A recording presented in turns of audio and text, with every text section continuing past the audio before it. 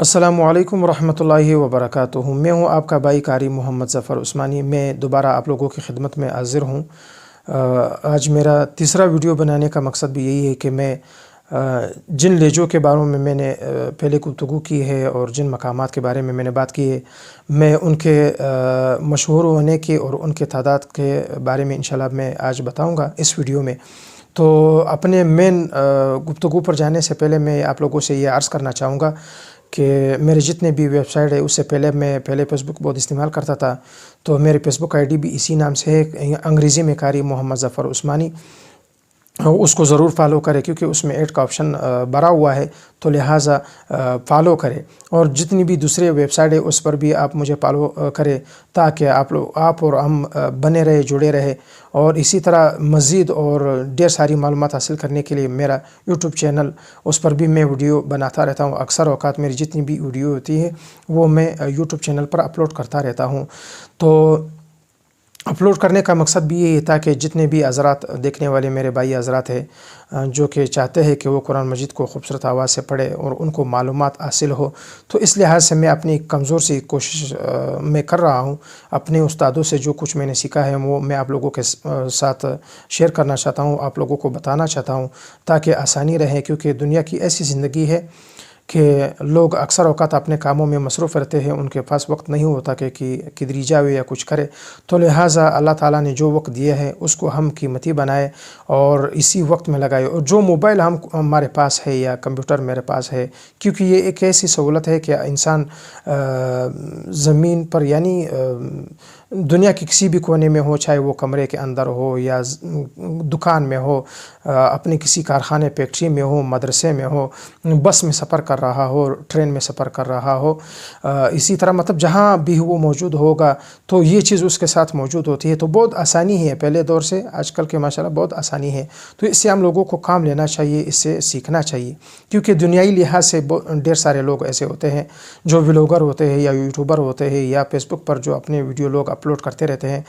وہ دنیائی لحاظ سے ہر کسی کو بتاتے رہتے ہیں اپنی کوشش کے تحت۔ وہ یہ نہیں کہتے کہ بھائی اللہ تعالیٰ نے آپ کی قسمت میں کیا لکھا ہے، توڑا ہے یا بہت، لیکن وہ ضرور یہ کہتے ہیں کہ میں جو آپ لوگوں کو بتانے جا رہا ہوں کہ آپ کم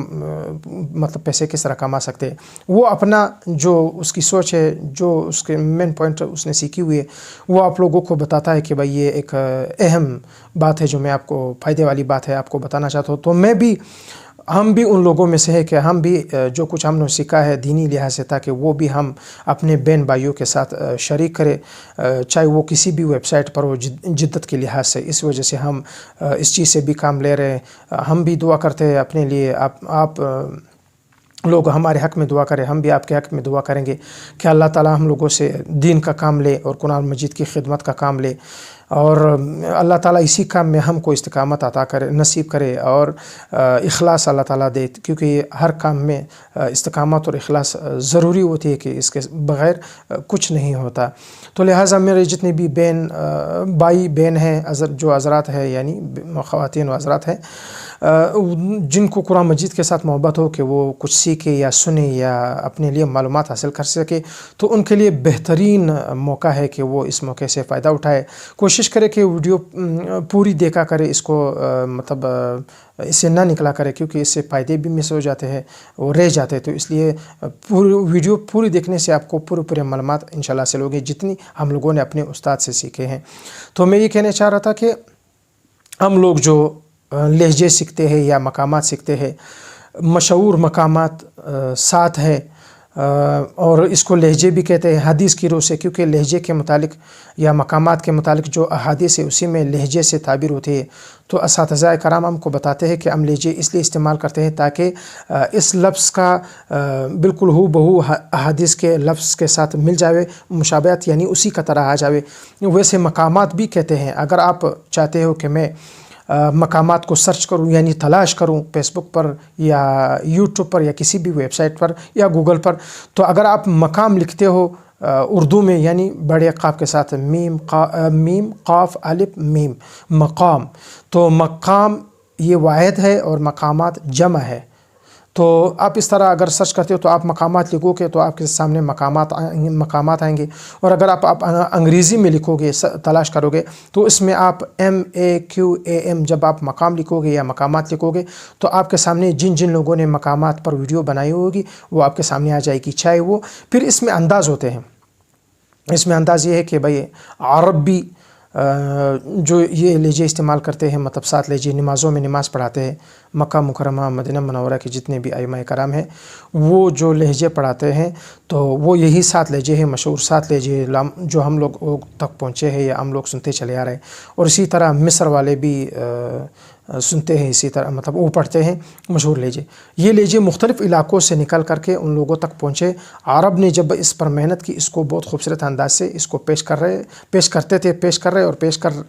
کریں گے آئندہ بھی انشاءاللہ، کیونکہ وہ لوگ محنت کرتے ہیں۔ تو جیسے کہ میں نے پہلے بھی بتایا تھا،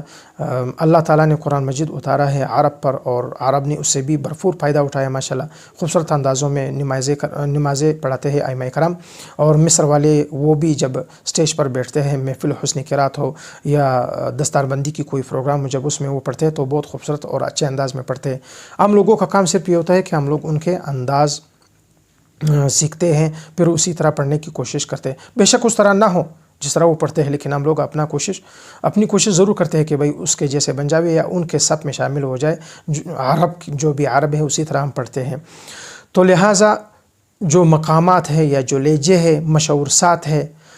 قرآن کرام نے اس کو ایک ترتیب دی ہے سیکھنے کے لحاظ سے اور ذہن میں رکھنے کے لحاظ سے۔ تو جو حروف ہے وہ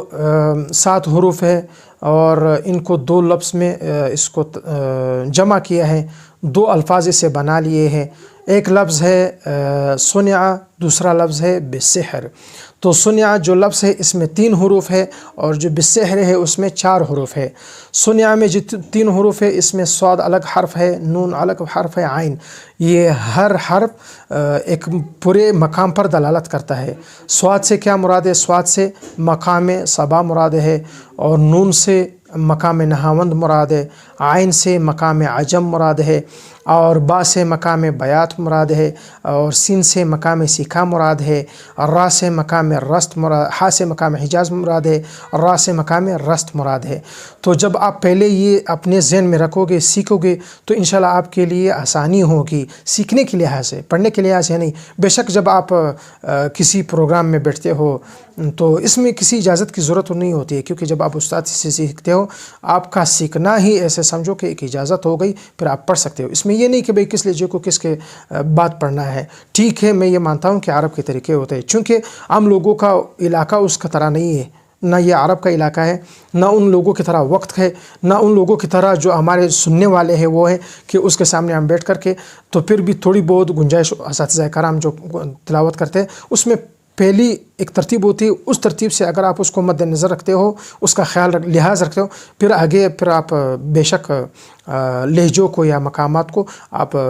تبدیل کر سکتے ہو، مطلب ایک لہجے کے بعد دوسرا، دوسرے کے بعد تیسرا، لازمی اور ضروری یہ نہیں ہوتا۔ ٹھیک ہے، عرب کے اکثر آپ اس کا تقلید کرتے ہو، چاہے تقلید اس کی آوازوں میں ہو، چاہے تقلید اس کے لہجے میں ہو، اس کا خیال میں یہ نہیں کہتا کہ آپ نہیں رکھو، اس کا بھی رکھنا پڑتا ہے، کہ چونکہ جب ہم دیکھتے تو ہم لوگوں کے پاس وقت نہیں ہوتا، اس لیے ہم لوگ کوشش کرتے ہیں کہ بھئی اس چیز کا تھوڑی بہت گنجائش ہوتی ہے کہ ہم لوگ پڑھتے رہتے ہیں۔ تو انشاءاللہ میں امید کرتا ہوں کہ جتنی بھی ہم نے باتیں کی ہے انشاءاللہ آپ لوگوں کے سمجھ میں آ گئی ہوں گی۔ تو انشاءاللہ پھر دوبارہ ملاقات ہوگی ایک نئے ویڈیو کے ساتھ، جس میں انشاءاللہ ہم عرب کے جو عرب اور مصر کے درمیان جو فرق ہے، یعنی لہجوں میں فرق، عرب اور مصر کے درمیان فرق لہجوں میں، انشاءاللہ اس پر بھی بات کریں گے، اور پھر ان کے رفتار پر بھی انشاءاللہ بات کریں گے۔ تو انشاءاللہ دوبارہ ملاقات ہوگی، تب تک کے لیے اجازت دیجیے۔ السلام علیکم ورحمۃ اللہ وبرکاتہ۔